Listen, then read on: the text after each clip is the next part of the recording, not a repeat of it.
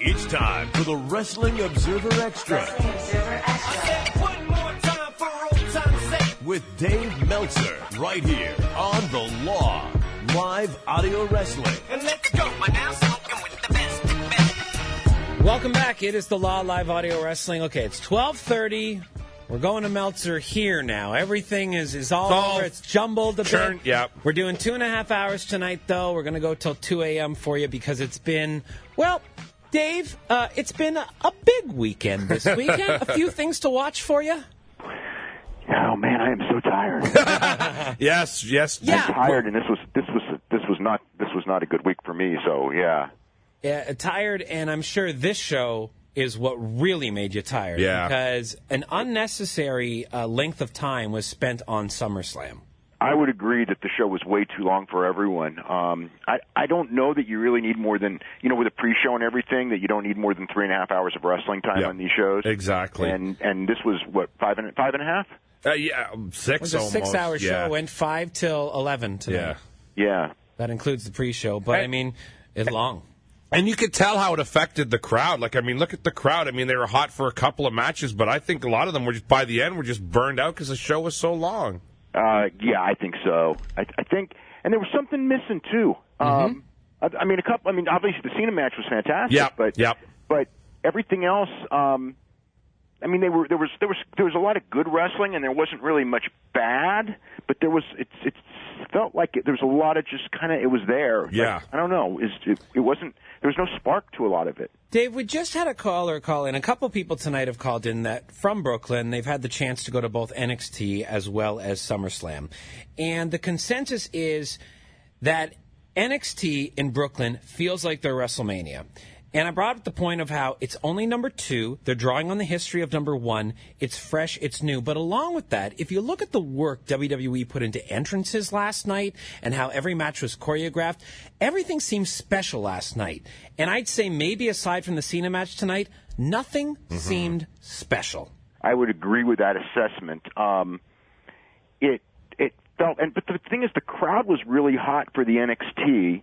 Even though the demand for tickets was obviously twice as high for the SummerSlam, but it was just like in NXT, it's like every match had a good build up. But even so, I think that you're right. It felt new and fresh. And you know what? Maybe some of it also was that a lot of people went to 2 shows, and after the first show, they were a little bit tired. And the second one also is. That first show was that they had a 2.5 hour, actually about 2 hour and 45-minute show, which was a decent length. And then you come back with this one, and it's not a decent length. And it wasn't nearly as enticing a show, like Jay mentioned. So much of that NXT one, those entrances, the violin player for Nakamura, they just added all these great touches that made it seem special, and that wasn't there tonight. We get a new title belt, and it looks just like the old title belt. Yeah, and. I don't know. As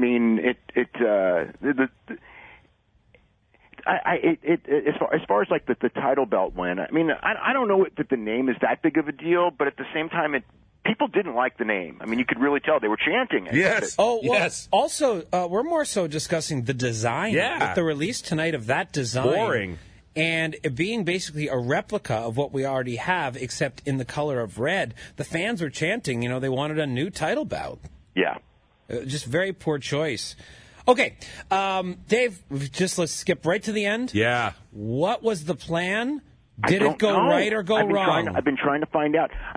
Obviously, most of that was the plan, but I don't know if the finish was the plan because the finish looked so awkward. It looked like, you could see when he started throwing the elbows that he was trying to cut him up. Yep. So they were looking for the spot like they had with the Cena match.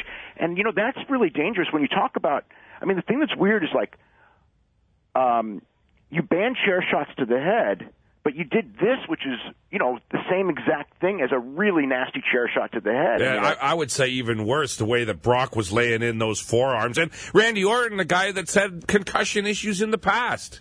Well, that was the thing when you talk about that, exactly that. And also, it looked to me like he was knocked loopy and that they just stopped the match. I don't know that. I'm sure that they had a finish planned coming off of that, and I'm guessing the Shane McMahon spot, I don't know.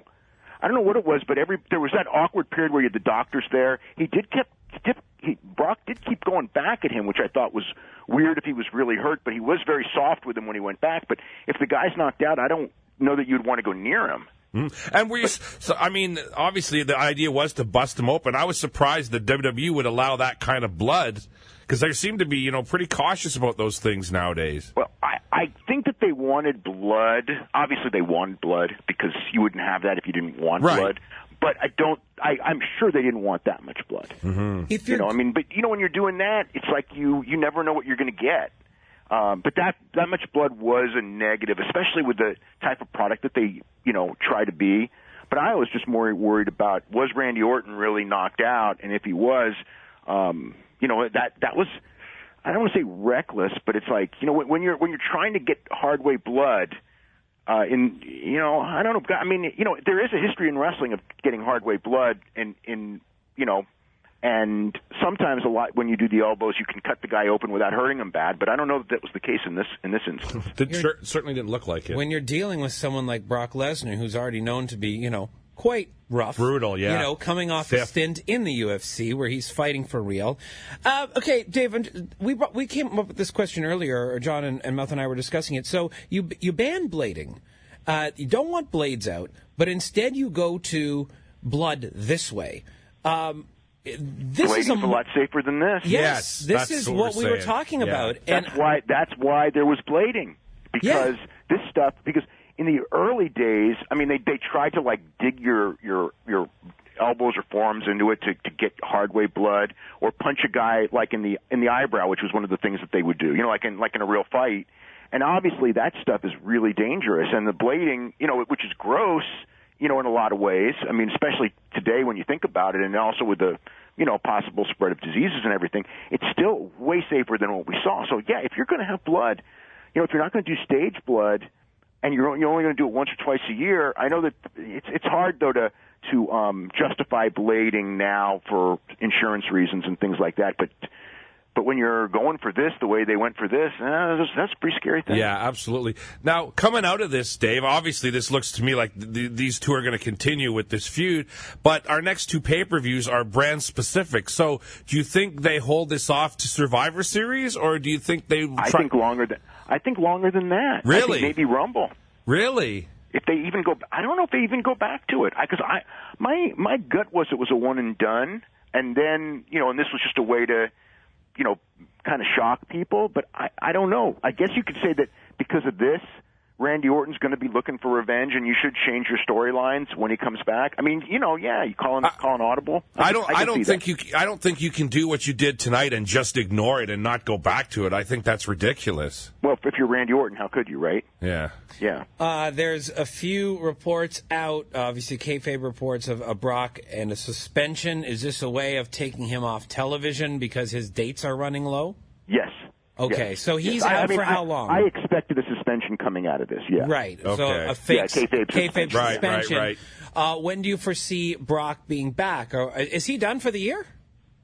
I don't know, but I was thinking that he would be done until Royal Rumble. Yeah, and that takes you. I don't know. I mean, I know his dates were low, and he was going to come back for this show, but I had the impression that was pretty much going to be it until next year.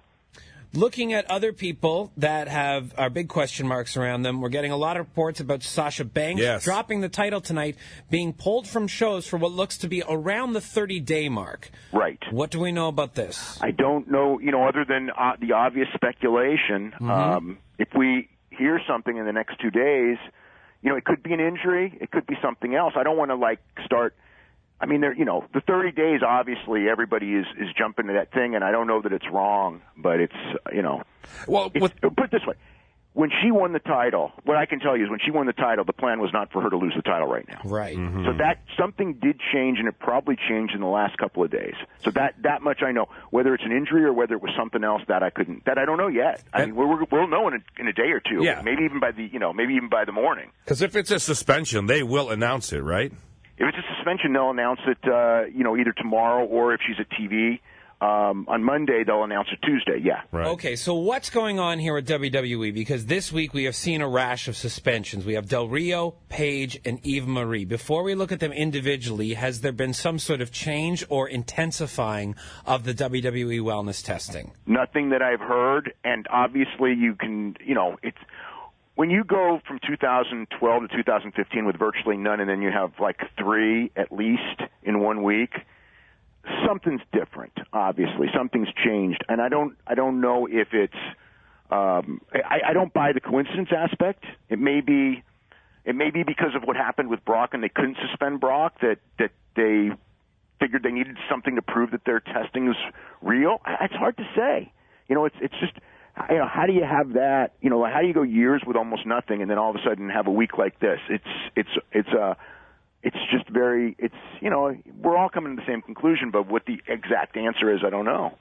And also just very coincidental that Del Rio and Paige, yes, who are a couple, have been suspended the same, one day apart or something like that. Well, you know what was weird is the way they announced the suspensions effective. I've never seen them announce a suspension effective tomorrow. Mm-hmm. It's like, so there's got to be some reason, and I have asked around, and I haven't gotten a good answer as to why. Like, Eva Marie was suspended, and that was effective the day of the announcement. But Paige and Del Rio were suspended effective the day after the announcement. And there's obviously a reason, but I got no idea what that could be. Now, do we know if they're suspended from in-ring competition, or are they also suspended from other appearances, such as, your Total Divas and such? That is an interesting thing. I have asked that question, and no one has gotten back to me. So, yeah, I got a lot of non-answers this week. I think I'm going to get a lot of non-answers this coming week, too. It seems they're very tight-lipped when it comes to any sort of suspensions, drug policies, etc. Yeah, I would think, I don't know. I don't know, because, you're in the middle of the filming of the season. I wouldn't be surprised if they worked it into the season. And made it a storyline. Made it a season. Maybe they will. Maybe they will. And in which case, she'd probably be filmed. Yeah. But who knows? And also here's the other thing too. Who knows what because I do know that Alberto Del Rio is not a happy camper at all. I mean, and neither of them were once the brand the brand split came in. They were put on different brands. Right. Neither of them were happy about that. So there's. There's more than just they failed drug tests. There's a weird backstory going on about those two right now. One other thing too, Dave, we've got after the AJ and Cena having the awesome match tonight, and AJ getting the clean win. Is that it for Cena for the next little while? Because he's going to go do season 2 of his new show, right? That's how I saw it. Is that it's American Grit season 2, and he's got a bunch of other things. I know he's booked on a house show in China, but I think that. I think it's pretty much it for several months for Cena, filming another season.